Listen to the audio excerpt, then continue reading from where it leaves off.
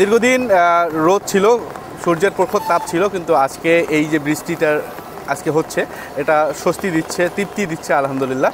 আর এই বৃষ্টিটা দেখার জন্য, বৃষ্টির ফিল নেওয়ার জন্য, অনুভব করার জন্য আমি রাস্তায় বের হয়েছি এবং এই যে সড়কটি রয়েছে সেই সড়কে বের হয়েছি বৃষ্টিটা দেখার জন্য এবং খুব ভালো লাগছে আলহামদুলিল্লাহ। অনেক দিন পর আমাদের লালমনিরহাটে বৃষ্টি হইলো, খুব সুন্দর হয়েছে, খুব আবহাওয়াটা ভালো লাগতেছে সবাইকে।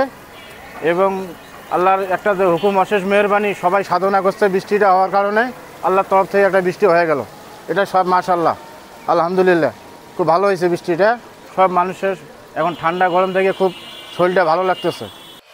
Cinematic display, photography master, performance expert, NextG N9।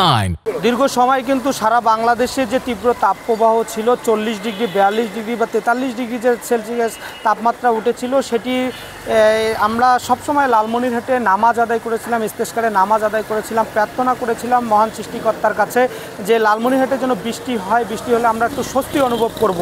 তীব্র যে তাপপ্রবাহ, গরম, এই ভ্যাপসা গরমে আমাদের জীবন কিন্তু থমকে গিয়েছিল, রাস্তাঘাটে বের হতে পারছিলাম না, কাজে মন দিতে পারছিলাম না, শরীর থেকে অনেক ধরনের ঘাম বের হয়ে যাচ্ছিল, আমাদের পানি শূন্যতা দেখা দিয়েছিল, আমরা কোমল পানি এবং বিভিন্ন পানির উপর নির্ভর করেছিলাম, তাতে অসুস্থতা বেড়ে গিয়েছিল। এই বৃষ্টি, আবহাওয়া ঠান্ডা, খুবই ভালো লাগছে আলহামদুলিল্লাহ, আল্লাহর কাছে লাখো শুকরিয়া। আল্লাহ তাআলা আমাদের স্বল্প সময়ের জন্য বৃষ্টি দিলেও কিন্তু লালমনিরহাটের মানুষ আমরা কিন্তু স্বস্তি অনুভব করছি। আমরা গাড়ি নিয়ে কিন্তু রোডঘাটে বের হতে পারতাম না, ধুলা বালা এত পরিমাণ ছিল যেটি আমাদের শরীরের জন্য একেবারেই ক্ষতিকর হয়েছিল। এই বৃষ্টি কিন্তু আমাদের অনেক রোগবালাই থেকে আমাদের রেহাই দিল।